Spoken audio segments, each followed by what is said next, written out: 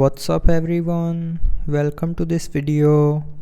In this video I will show you how to turn on or turn off trust agents for modes and routines, air command and extend lock in Galaxy S25 Ultra.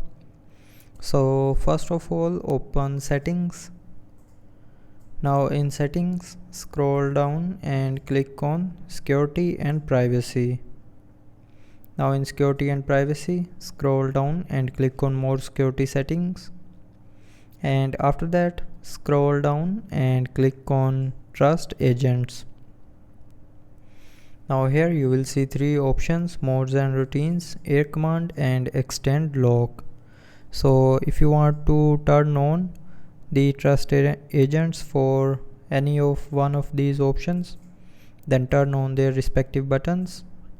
And if you want to turn off the trust agents for one of these three options, then turn off their respective button again. So to turn on agent, you can turn on this button, and to turn off agents, turn off this button.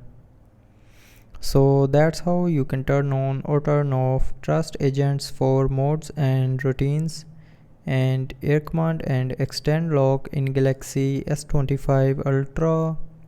So I hope you liked the video. Thanks for watching.